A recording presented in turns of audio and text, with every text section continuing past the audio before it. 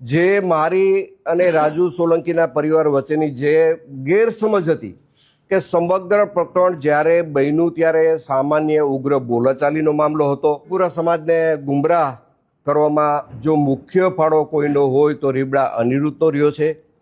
તો નમસ્કાર મિત્રો, ગુજરાતી અપડેટ યુટ્યુબ ચેનલમાં આપ સૌનું હાર્દિક સ્વાગત છે. તો મિત્રો, રાજુ સોલંકી અને જયરાજસિંહ જાડેજાના સમગ્ર પ્રકરણમાં અત્યારે સૌથી મોટા સમાચાર સામે આવી રહ્યા છે. તો મિત્રો, આજે રાજુ સોલંકી અને જયરાજસિંહ જાડેજા વચ્ચે સમાધાન થઈ ગયું છે. પરંતુ મિત્રો, જયરાજસિંહ જાડેજાએ આ સમગ્ર પ્રકરણમાં રીબડાના અનિરુદ્ધસિંહ જાડેજા ઉપર આક્ષેપો લગાવ્યા છે.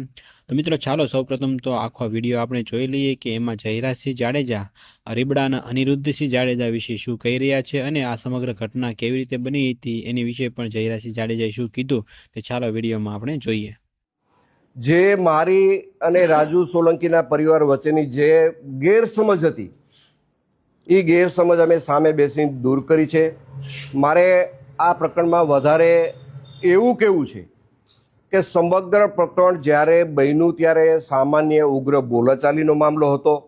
આ મામલો વધીને 2 દિવસમાં બનાવ પછી પૂરો થવાનો હતો.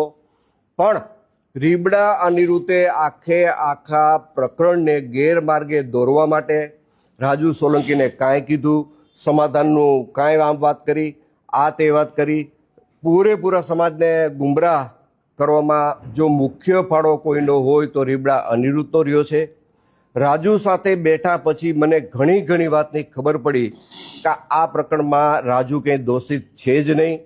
અને આ પ્રકરણને અવળો રસ્તો ચીંધાડવા માટે, આખી વાતને ગુમરાહ કરવા માટે અને પ્રકરણને આખું ડાયવર્ટ કરવા માટે માત્ર ને માત્ર જો આમાં કોઈનો હિસ્સો હોય તો આ પ્રકરણને ગેરમાર્ગે દોરવામાં રીબડા અનિરુદ્ધનો હિસ્સો છે. તો મિત્રો, આ વિડીયોમાં તમે જોયું ને કે જયરાજસિંહ જાડેજાએ આ સમગ્ર જે ઘટના બની હતી એના વિશે તેમણે રીબડા અને અનિરુદ્ધસિંહ જાડેજા વિશે તેમણે શું કીધું. તો મિત્રો, અત્યારે આજે રાજુ સોલંકી અને જયરાજસિંહ જાડેજા વચ્ચે છેલ્લા ઘણા સમયથી જે વિવાદ ચાલી રહ્યો હતો એનું સમાધાન થઈ ગયું છે.